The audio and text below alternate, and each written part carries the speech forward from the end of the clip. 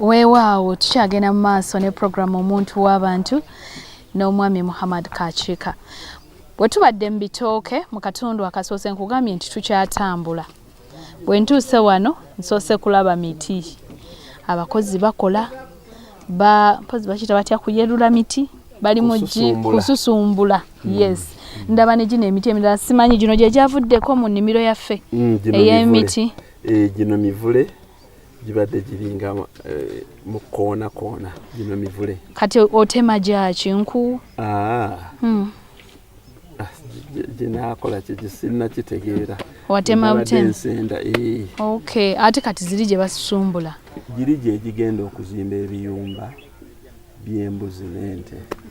Okay. Era kyokka ekiyinza okwewuunyisa nti gwali olaba omuntu azimba ekiyumba ky'embuzi oba ente ng'azimbisa omutyo. Nze gino mbadde mmanyi gya masannyalaze. Nze enkola yange ey'emirimu bwe nkola ekintu njagala okukikola n'enkimaliriza. Nga kya lubeerera si ddakiika nti. Era sizimba biyumba bino lwa mutabani wange. By'amazzukulu. Otegekera bazzukulu. Omusenyu guli gwonna ogulaba guli. Yes, tulina okubeera abantu abatunulako mu maaso. Kati omwana wange agende naye akompitinge ku mulimu n'omwana ow'omuntu omulala. Kiba unfair. Create jobs. Tondawo emirimu. Giwa abalala. N'omwana yenna awulira ng'ali interested mu byokola. Naye naye akola okwo.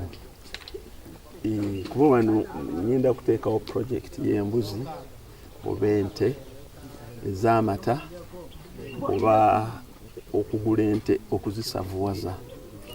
Kuba nsimbye omuddo ekazaana. Ate buli eka emu omuddo gwensimbye baguyita pochong. Buli eka emu eri sente 10. Ogwo guli ludda wagusangibwawo? Wagugyewa? Kaabanyolo. Era bagujja Kenya. Naye nga guva Thailand. Baguyiyiza Thailand. Era kyova ogulya pochong. Kisagazi ekikula okuva wansi tekiriiko majimbi n'ekiwoma okuva wansi. Mu myezi ena kiba kituuse wano mita emu n'ekitundu. Okitema kyonna mu mwaka okitema emirundi 4-5. Byo watugambye okulengerera ewala. Yes. Kati walengeredde wala oyagala kola project y'abazzukulu. Yes. Yes. Nga ekintu kati eriyo ebintu wali ojja kulaba nasenze mmwanyi nawono wonna awo baatemyewo emmwanyi. Nze luli bwe nasemba okujja muno mwalimu mmwanyi na bitooke. Yes. Naye kati abaana bange bafeelinze okwapreciating emmwanyi. Omwana omuwala financial analyst, she's an investment analyst. Buli we tutuula ambuuza taata leeta records. Agenda okulaba ng'emmwanyi ezibaddemu mu season 5 emu yokka gyekoze. Nakugamba nti oyinza otya okuinvestinga mu kintu ekireeta money seasonally.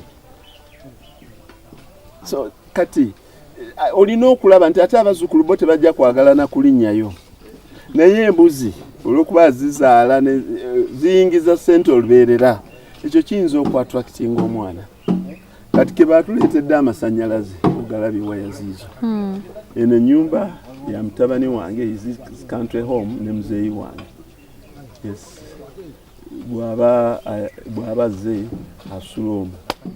Ne bw'aba ali mu kibuga eyo nga ayagadde okwekoonako we yeekonje tagenda mu bufoofofo obukyamu. Agamba kangende mu kyalo ewaka. Alina mmotoka vuga mmotoka yo garage kweri yingira omwo. We spend your weekend here. Ekyo nga kiggwa. Njagala tugendeko mu gye nasuubiza abantu mu kitundu kyaffe ekyasooka. Twakomekkereza twogera ku bugagga n'ebyobugagga. Ne mbagamba enjawulo ojja gituwa mu kitundu ekyokubiri. Enjawulo eri luddawa? Obugagga ye muntu alina ensimbi. Cash. Alina ssente nnyingi. Bano abazikasuka? Bw'oba olina hardware oba supermarket. Cash is a cash. Supermarket ebeera awo nnamba. Naye ng'ebintu ebijjuddemu bya miliyoni 10. Naye nga buli lunaku atunda miliyoni 15. Kuba sukaali naani obwo obuntu. Kati it's a liquidity, erina cash mungi. Kati eri abantu bangi abalina cash abagagga ekyo kubeera ne ssente enkalu nga nnyingi. Then wealth bwe bugagga obw'ebintu obw'ensibo. Ekintu ekyo nakitegeera mangu nti bwe nali mu taxi nali nina cash mungi, bwe naweza emyaka 4 nga kati va mu taxi nagendako mu Costa era katono ne mu loole naye nga nkyali mu transport nenkiraba nti obeera bubeezi na cash oba mugagga naye nga tolina bya bugagga. Yes, era ezo business ezo zitera nnyo okukomaawo nennyiniyo, ekomaawo nennyiniyo. Kati omuntu oyawulamu, kati mukyala wange juzi yampoze million, bwe natandisa yampoze million 11 kutandika wano yalina cash. Mwewolagana olubeerera era ozizaayo nzizaayo ezimu ziddayo ezimu teziddayo, naye nti yamanyi bulungi nti gwenzuwa kyagenda ozikolamu kyekyo. Mu kifo kyoziwa mu Provident Fund ezo ziba bayita terekayo million 10 bakuwe zino ziwe mwami wo oba omwesiga ng'okimanyi kyolaba kyagenda ozikolamu. Kati n'omukyala era bino ebyemmwanyi ebyebitooke tabitegeera nnyo, ebyemiti naye byawulidde ekyembuzi n'agamba kwata tukole mwami wange oyagala yuko ku ssente. Nade nina naye era nampa. Kati by'ebyobugagga mu bufunze bye bino ttaka, miti. Yes, ettaka akukyali si kya bugagga okujjako ng'olinako kyokikoleddeko. Ettaka eryo eriri awo nga liri awo teririna kiriko abaana baba bakutunulira muzeeyi afa ddi.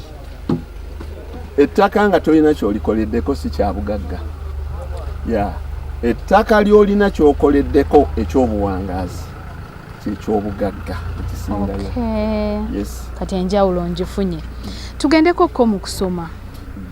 Abazadde bangi mu kitundu ekyasooka era nali njogeddeko abamu babaawo ne ku busente naye ebya international schools tebabitegeera bulungi, balabanga okwejalabya.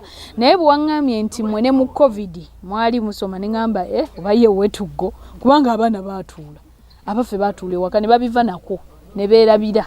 Abamu batuuka n'okuddayo nga n'okuwandiika tebamanyi kubanga system eri international. Ogenda online twasangibwa forede tugikozesa. Wa mbigezo so omwana wa O-level byakola ayinamu ebigezo nga ku 9 oba 10, ayinamu ebigezo nga 4 byakola online. Bakuweereza answer n'oddamu n'oweerezaayo, bakuweereza answer questions. Kati yes, era bakutayiminga. Kati gavumenti yakitunuulira nti okuyimiriza omwana oyo tekibeera fair. Kubanga abaana already bali fe tukozesa online homework tumuweera ne night prep. Oba oyagala abaana batuule bulungi mu prep baweereze messages in drop boxes obagambe kola waake eyo nzirize. They sit and concentrate. Because balina gadgets, balina computers, balina smartphones. Kati ayanguyirwa nnyo. Naye bw'omugamba revising a textbook yeebakiramu era adda ku ssimu ye. Kati international schools zasangibwa ekintu ekyo ekya online ne examinations online nga bwekiri kubanga abaana bakola ebigezo mu bitwalayo ne babiscanning around the world ne babiweereza aba examiners era babimarking electronically. So naye kati ffe wano ebigezo tulina biwandiika ku lupapula ne bamakinga physically era bambi lwe bagezaako okumakinga bangi balwalirayo. At least I lost 3 friends of my age mates.